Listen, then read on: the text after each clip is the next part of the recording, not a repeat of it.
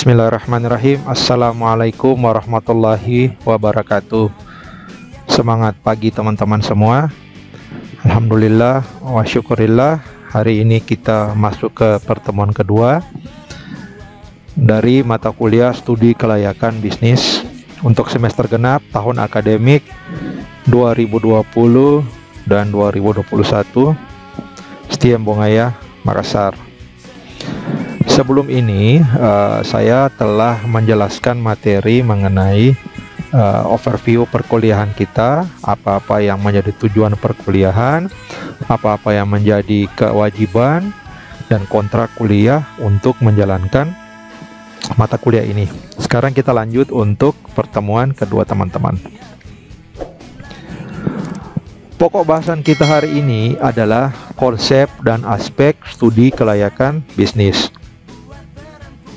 Dengan sub pokok bahasan kita, pengertian, tujuan dan manfaat, serta proses dan tahapan studi kelayakan bisnis.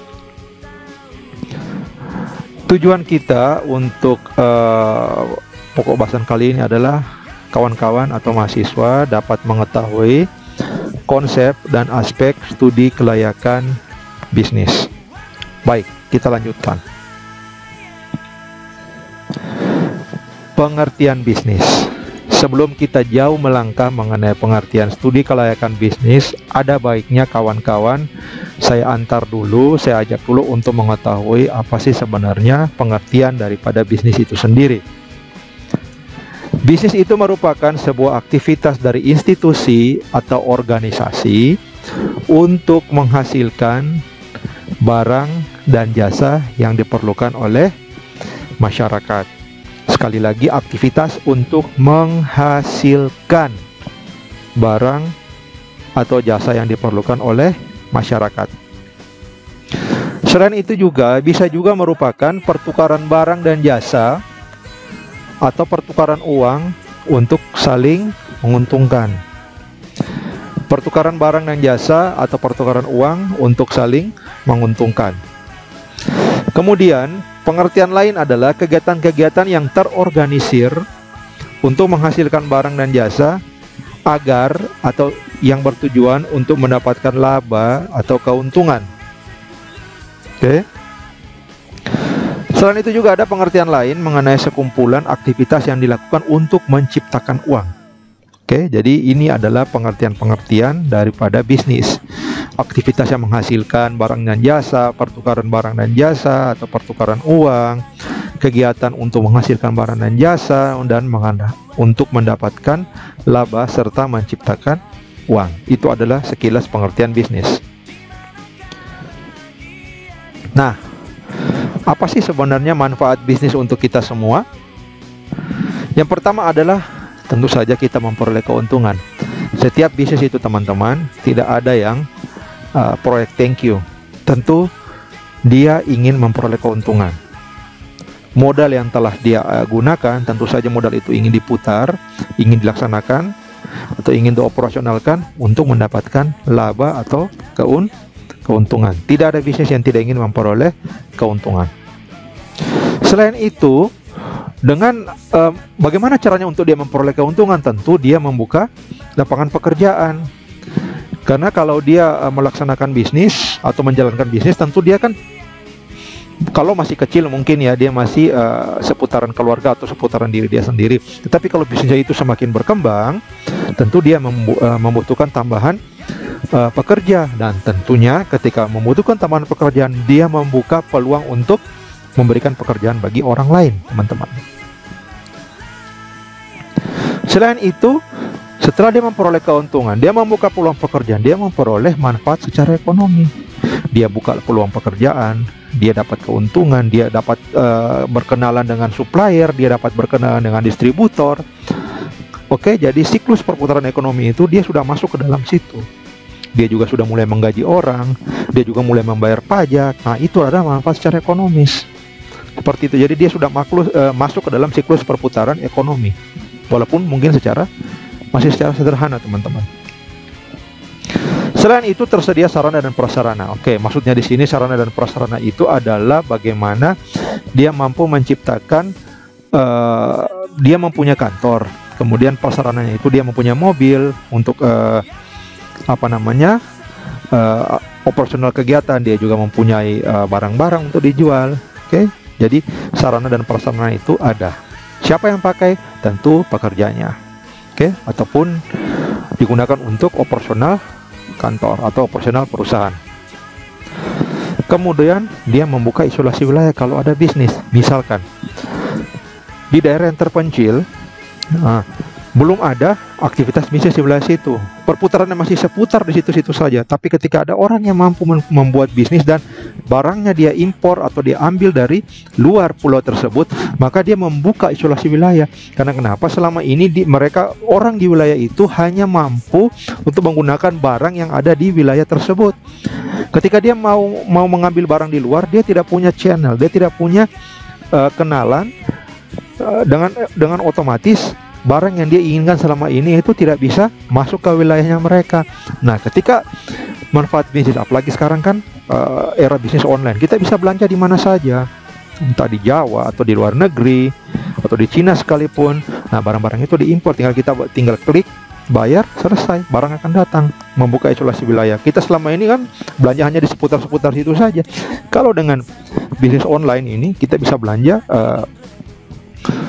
batas-batas negara itu sudah terlampaui. Nah, kemudian yang terakhir adalah meningkatkan persatuan dan membantu pemerataan pembangunan. Tentu saja ketika kita sudah mampu membuka isolasi wilayah, orang dari timur bisa memesan barang di barat, orang dari barat bisa memesan barang di timur. Begitu terjalinnya persatuan dan kesatuan. Kalau dia tidak mampu bersatu, mana ada orang mau memesan barang, minta bantu dicarikan barang, kemudian dia mampu mengirim. Jika tidak ada persatuan, misalkan saya di timur, saya pesan barang di wilayah barat sana, orangnya mencari, kebetulan mungkin habis, dia akan cari lagi di supplier. Tunggu mas, saya pesan lagi, saya coba cek dulu di supplier saya. Itu kan dia sudah membantu saya. Oke, saya tunggu kalau gitu. Ketika dia bilang ada dan dia bantu mengirim, itulah secara tidak langsung sudah meningkatkan persatuan dan membantu pemerataan, karena perputaran uang itu merata dan tersebar dari Sabang sampai Merauke. Oke, sekarang kita lanjut mengenai klasifikasi bisnis. Yang pertama itu adalah usaha pertanian. Oke, bisnis di sektor pertanian. Contoh itu misalkan bisnis alat-alat produksi, bisnis bibit, bibit padi, bisnis gabah. Oke, jadi semua yang ada hubungannya dengan distribusi, produksi dan konsumsi, usaha pertanian. Kemudian produksi bahan-bahan mentah, contoh itu kayak manufaktur, industri manufaktur ini bahan mentah. Kemudian konstruksi, jadi kalau kita membuat kayak tol layang kan, kita baru-baru selesai, jadi itu bisnis konstruksi itu seperti Wijaya Kusuma Wijaya Utama kan nama kontraktornya itu. Kemudian usaha perdagangan besar, eceran, rumah makan dan akomodasi, hotel, penginapan dan sebagainya. Usaha angkutan, perdagangan dan komunikasi. Usaha finansial, asuransi dan real estate, usaha jasa, kemudian usaha yang dilakukan pemerintah, PDAM, telepon dan listrik. Nah, bisnis-bisnis ini dia berada di 3 kegiatan ekonomi tadi, di sisi produksi, di sisi distribusi, ataukah dia ada di sisi konsumsi. Tidak ada masalah, kita mau ada di mana bisnis ini, mau di produksinya kah, mau di distribusinya kah, atau di sisi konsumsinya. Apa tujuan daripada bisnis itu? Dari sisi internal, yang pertama adalah mampu menghasilkan barang jasa secara efisien, berbasis pemenuhan kepuasan konsumen. Tentu saja, di sisi produksi kita harus menghasilkan atau mendapatkan barang secara efisien, secara seminim mungkin, tapi tentu saja dengan kualitas yang baik. Kita kembali lagi kepada motif atau tujuan ekonomi kan. Kita mampu menghasilkan barang yang dengan pengorbanan seefisien mungkin atau sekecil mungkin untuk mendapatkan kepuasan yang maksimum. Jadi kita tidak perlu harus jor-joran untuk beli barang yang mahal, tapi kita yang penting secara efisien dan berbasis pada pemenuhan konsumen. Kalau konsumen butuhnya A, ya kita penuhi kebutuhannya. Kemudian dia mampu menciptakan kinerja yang menguntungkan bagi perusahaan melalui aktivitas yang dapat menciptakan nilai. Maksudnya perusahaan tersebut itu harus mampu menjaga sinergitas dalam perusahaannya, kinerja, atau hasil pekerjaan yang menguntungkan. Jangan sampai seperti tadi di awal, bisnis itu dia tidak menguntungkan. Bisnis ini adalah bisnis yang harus menguntungkan. Jadi ketika bagaimana cara untuk mencapai keuntungan tersebut, ya ciptakan kinerja yang baik dari bagian per bagian. Misalkan kalau di bagian gudang, di bagian kasir, di bagian pengantaran, itu harus terjadi sinergi. Nah, ketika mampu menciptakan nilai, ya maksudnya nilai ini adalah value atau apa yang menjadi ciri khas daripada perusahaan tersebut, sehingga perusahaan tersebut mampu mempunyai ciri khas tersendiri dan mampu memiliki keunggulan kompetitif. Dan ketika sudah mempunyai keunggulan kompetitif, nah dia perusahaan ini akan berkelanjutnya. Nanti kalau misalkan teman-teman ingin belajar lebih jauh mengenai keunggulan kompetitif, mungkin bisa buka-buka video atau buka kembali catatannya mengenai manajemen strategik, mengenai tentang keunggulan kompetitif daripada perusahaan. Selain itu, teman-teman, yang ketiga itu harus mampu melindungi kesehatan dan kesejahteraan karyawan, teman-teman. Sekali lagi, jangan perlakukan karyawan itu seperti robot. Mereka itu adalah manusia yang perlu makan, yang butuh kesehatan, butuh istirahat, dan kesejahteraan, teman-teman. Ketika pekerja kita sudah sehat, pekerja kita sejahtera, dia sudah tidak akan lagi berpikir keluarganya itu aman apa. Dia hanya bekerja dan mengeluarkan kinerja yang baik, teman-teman. Sekarang dari sisi eksternal, melatih menjadi warga masyarakat yang baik dalam kaitannya dengan masyarakat bertetangga. Nah, kalau kita sudah memiliki bisnis tadi kan yang di awal itu mampu membuka isolasi. Nah, kita harus mampu bekerja sama dengan masyarakat sekitar untuk membantu perekonomiannya. Misalkan kalau kita bergerak di sisi distribusi atau kita bergerak di bisnis distribusi, jadi barangnya itu ada mungkin di ibu kota, kita menggunakan ekspedisi, barangnya dipesan di daerah pedalaman. Nah, kita membantu untuk mengantar barang yang dipesan itu sampai di pedalaman. Nah, ini supaya tetangga atau masyarakat yang ada di pedalaman sana mampu untuk menikmati barang yang ada di tengah kota. Seperti itu. Mendukung pelaksanaan hukum dan pemerintah.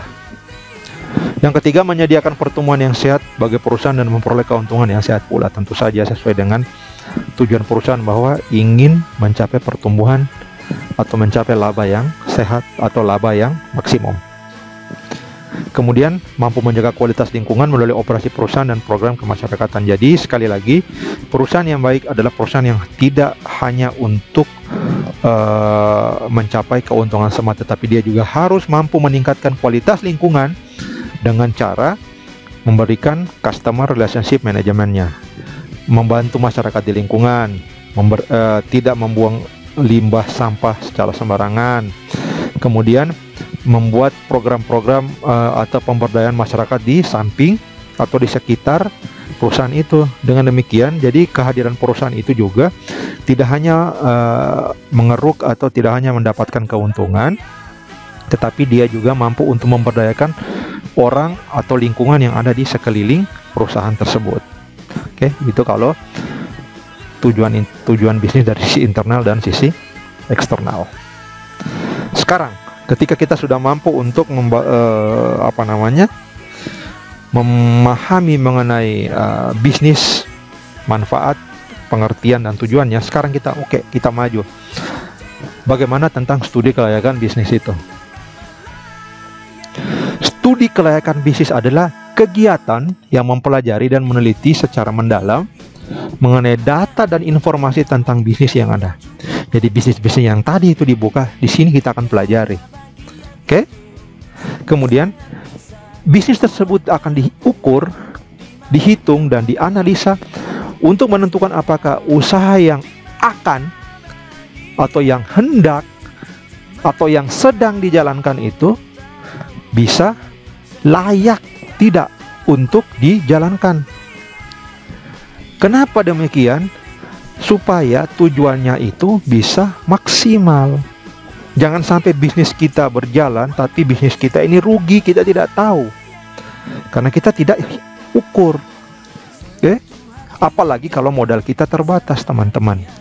Tentu saja kita harus ukur supaya menjalankan strategi supaya hasilnya bisa maksimum. Oke, yang tadi saya jelaskan, layak itu hasilnya maksimal itu dalam bentuk apa? Bisa memberikan keuntungan secara finansial dan keuntungan non finansial secara dengan baik atau secara maksimal sesuai dengan tujuan kita.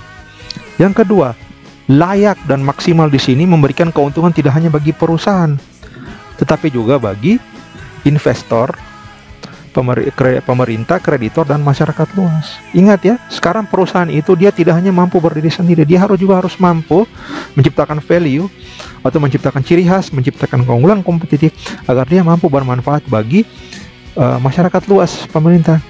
Oke, dengan demikian dia mampu membantu pemerintah untuk menjalankan pemerataan pembangunan.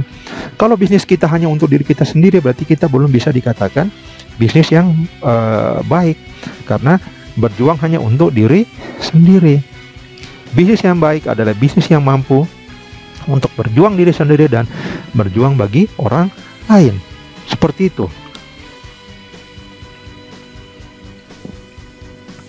Oke, setelah kita belajar pengertiannya, sekarang kita mengetahui apa sih tujuan daripada studi kelayakan bisnis. Pertama, untuk menghindari risiko kerugian. Caranya, kita melakukan peramalan untuk minimalisir risiko. Jadi, maksudnya di sini teman-teman, kenapa kita harus meramal? Karena bisnis ini tidak berjalan lurus atau tidak berjalan tinggi, grafiknya itu naik seperti yang kita inginkan. Bisnis itu fluktuatif, kadang di atas, kadang di bawah, kadang naik, kadang turun. Maka berdasarkan kejadian-kejadian itu, kejadian hari ini, kejadian kemarin, kita akan ramalkan untuk kegiatan di masa depan. Bagaimana tren daripada perusahaan ini, bagaimana tren atau pola daripada perusahaan atau bisnis seperti yang kita jalankan. Jangan sampai kita tidak meramal, kita tidak melihat trennya, kita pukul rata saja, walhasil pemasukan hanya begitu-begitu, justru biaya tambah membengkak karena kita tidak beramal dan tidak mengikuti trennya. Yang kedua, setelah kita meramalkan, kita memudahkan perencanaan. Yang ketiga, memudahkan. Jika sudah memudahkan perencanaan, otomatis akan memudahkan pelaksanaan pekerjaan. Kenapa? Karena kita memiliki pedoman. Kita punya pattern, kita punya pola, kerjanya seperti apa. Ini namanya kerja smart. Bukan kerja keroyokan atau kerja serabutan. Kalau kerja smart, berarti kita mampu mengeliminir waktu, kita mampu mengeliminir biaya, dan kita mampu mengeliminir tenaga. Karena kita sudah mempunyai pattern, kita punya pedoman. Oke? Yang keempat itu untuk memudahkan pekerjaan. Oke, kalau pelaksanaan pekerjaan sudah bagus, tentu kita memiliki pedoman agar kita memudahkan pengawasan. Caranya, bandingkan dan melihat apakah pekerjaan sesuai dengan perencanaan atau tidak. Jika tidak sesuai, kita harus periksa ulang. Apa yang keliru, apa yang kurang, dan apa yang belum kita capai. Oke. Setelah itu, tujuannya adalah memudahkan pengendalian. Caranya bagaimana? Agar kita mampu mendeteksi kesalahan. Ketika kita sudah bandingkan apakah pekerjaan sesuai dengan planning, maka kita akan dengan mudah mendeteksi di mana kita punya kesalahan atau kekeliruan. Oke? Ini adalah tujuan daripada studi kelayakan bisnis. Kemudian proses-proses serta tahapan. Tahapan pertama adalah mengumpulkan data dan informasi selengkap mungkin. Sekali lagi, selengkap mungkin. Baik data kuantitatif maupun kualitatif. Diperoleh dari hasil survei, Biro Pusat Statistik, BI, OJK, dan lain sebagainya. Kalau kita mau menganalisa segala sesuatu, teman-teman, alangkah lebih baik kalau kita mempunyai bahan atau kita punya data secara lebih lengkap.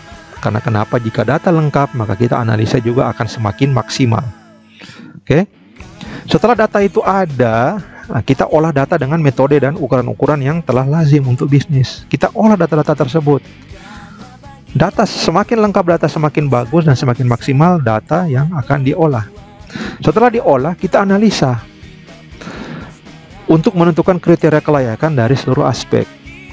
Setelah kita analisa, teman kita tiba waktunya untuk mengambil keputusan berdasarkan kriteria kelayakan dan hasil yang diperoleh. Apakah ini kita mampu memberikan rekomendasi, apakah bisnis ini dia mampu atau layak sesuai dengan kriteria yang telah kita sepakati, atau masih kurang dengan perbaikan, atau sama sekali skip, jangan laksanakan bisnis ini. Ini adalah proses-proses dan tahapan SKB pertama. Sekali lagi saya ulangi lagi, kumpul data dan informasi selengkap mungkin. Kemudian data dan informasi itu diolah dengan metode-metode atau ukuran yang telah lazim untuk bisnis. Yang ketiga, analisa data untuk menentukan kriteria kelayakan dari seluruh aspek. Yang keempat, pengambilan keputusan berdasarkan kriteria kelayakan dan hasil yang diperoleh. Setelah itu, setelah pengambilan keputusan, maka tiba saatnya memberikan rekomendasi. Apakah bisnis ini dilanjutkan, dipending, atau di skip atau di stop. Oke, teman-teman. Nah, ini aspek-aspek penilaian daripada analisis kelayakan usaha. Ini akan kita bahas dari pertemuan kita, teman-teman. Yang pertama, aspek keuangannya, aspek pemasaran dan pasar, kemudian aspek hukum dan sosial bisnis, aspek manajemen, aspek etika bisnis, aspek teknis dan teknologi informasi, aspek pengelolaan SDM, dan aspek analisis manajemen dan dampak lingkungan. Semua aspek ini dianalisa satu demi satu, dikumpul poinnya, kemudian kita berikan kesimpulan apakah bisnis ini layak untuk disetujui atau tidak. Sekali lagi, 1, 2, 3, 4, 5, 6, 7, 8 aspek ini kita nilai, kita analisis sedetail, seoptimal dan sebijak mungkin dan seobjektif mungkin, agar ketika kesimpulan akan hasil studi kelayakan bisnis ini bisa lebih maksimal. Oke, teman-teman, ini nanti akan kita pelajari selama perkuliahan kita, aspek-aspek ini. Oke, teman-teman, terima kasih, kita sudah sampai di slide yang terakhir. Saya harap teman-teman mengulang-ulang ini video demi untuk pengertian atau demi untuk pemahaman teman-teman. Jika ada yang ingin ditanyakan teman-teman, silahkan kita bisa diskusi di grup kelas. Jangan bosan-bosan untuk berdiskusi dan bertanya jika ada yang tidak difahami. Terima kasih teman-teman, sampai ketemu di materi selanjutnya. Billahi taufiq wal hidayah. Wassalamualaikum warahmatullahi wabarakatuh.